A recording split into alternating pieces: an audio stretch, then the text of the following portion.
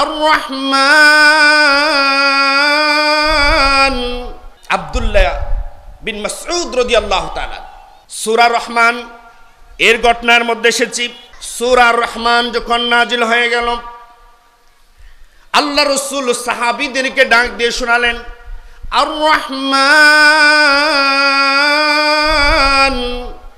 আল্লামাল কুরআন খালাকাল ইনসান। আল্লাহু আকবার। আল্লাহ রাসূল সাহাবীদের শোনালেন সূরা রহমান, সাথে সাথে ডাক দিয়ে বললেন, সাহাবীরা, আমার আল্লাহর নাজিলকৃত সূরা রহমানটি আমার চাচা আবু জেহেলের কাছে কে পৌঁছাইতে পারবা? হাত তুলো। কোন সাহাবী হাত তুলে না, ভয় পায়। আবু জেহেল বড্ড বেয়াদব, ঠিক কিনা বলেন? আবু জেহেলের কাছে যাওয়ার মতো কাউকে পাওয়া যাচ্ছে না। আব্দুল্লাহ ইবনে মাসউদ ছোট মানুষ, যুবক মানুষ, ইয়াং মানুষ, হাত তুলে বললেন, ইয়া রাসূলুল্লাহ, আমি যাব। রাসূল বললেন, তাল ওয়ালাদ, এদিকে আসো বাবা, এদিকে আসো। এই যুবক বয়সে তুমি কেন তার কাছে যাবে, এত বড় বেয়াদবের কাছে? বললেন, ইয়া রাসূলুল্লাহ, ইয়া হাবিবাল্লাহ, আল্লাহর দ্বীনের কথা পৌঁছিয়ে দেওয়া আমার দায়িত্ব। আল্লাহু আকবার। নবী, আপনি আদেশ করেছেন, আমি যাব। রাসূলুল্লাহ রে বললেন, ইয়া রাসূলুল্লাহ, কিন্তু আমি তো আর রহমান সূরা জানি না। ইয়া রাসূলুল্লাহ, আমারে আপনি আর রহমান সূরাটা শিখাইয়া দেন। আল্লাহু আকবার। আলকি আলাইয়া, আমার উপরে আপনি এই সূরাটার নসিহত একটু মুখস্থ করাইয়া দেন। আল্লাহু আকবার।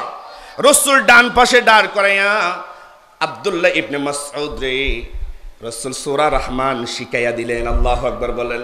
সূরা রহমান মুখস্থ হয়ে গেল, সাথে সাথে চলে গেল মায়ের কাছে। আব্দুল্লাহ ইবনে মাসউদের বাবা ছিল না। আল্লাহু আকবার বলেন। আব্দুল্লাহ ইবনে মাসউদ মায়ের কাছে গিয়ে বলল, আম্মা, যাচ্ছি মা, সবচেয়ে বড় বেয়াদবের কাছে। আল্লাহু আকবার।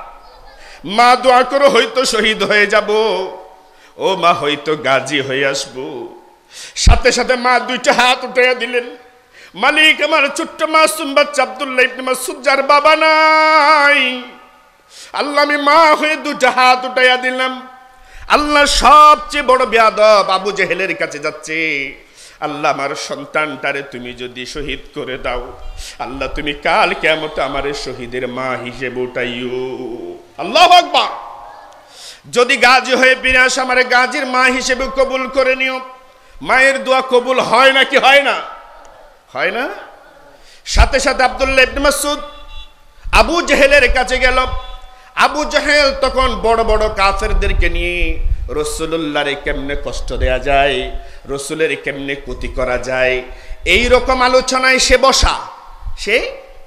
বসে আছে। এই সময় আব্দুল্লাহ ইবনে মাসউদ যুবক মানুষ মধ্যখানে ঢুকে গেল, বুঝতে পারলো না।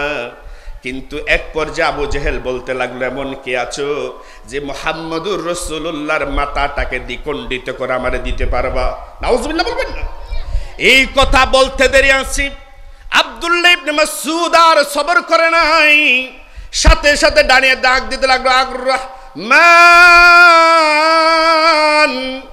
আল্লামাল কুরআন। আল্লাহু আকবার। আবু জেহেল বলল, কাফেরদের ভয় আছে নাকি নেই? আমাদের ভিতরে ঢুকে সূরা রহমানের তেলাওয়াত করে, আল্লাহর কোরআন তেলাওয়াত করে এমন দুঃসাহসী যুবককে তারে ধরে আনা হলো। আবু জেহেল আব্দুল্লাহ ইবনে মাসউদ রে কাছে টেনে এনে তার কান ধরে, তার কান থেকে ঠপ ঠপ করে রক্ত পড়া পর্যন্ত তার কান ছাড়লো না, এমনকি কানটাতে রক্ত লাল করে দিল। নাউজুবিল্লাহ বলেন। আবু জেহেলের এই আচরণ, তার রক্ত জুব্বা মুবারকের মধ্যে লাল লাল হয়ে গেল। আব্দুল্লাহ ইবনে মাসউদ কাঁদতে কাঁদতে রাসূলুল্লাহর কাছে আসলেন। ইয়া রাসূলুল্লাহ, ইয়া হাবিবাল্লাহ, আমি গিয়েছিলাম আবু জেহেলের কাছে, দেখেন আবু জেহেল আমাকে রক্তাক্ত করেছে। আল্লাহু আকবার। আল্লাহ রাসূল বললেন, আব্দুল্লাহ ইবনে মাসউদ, তুমি কি চাও? আব্দুল্লাহ ইবনে মাসউদ বলেন, ইয়া রাসূলুল্লাহ, আমি যদি কখনো সুযোগ পাই, সময় পাই।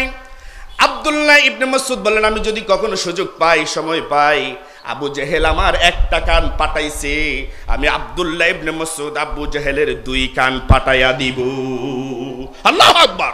রাসূল বলেন আব্দুল্লাহ ইবনে মাসউদ আল্লাহ কবুল করে নিয়েছে। আল্লাহু আকবার বলেন।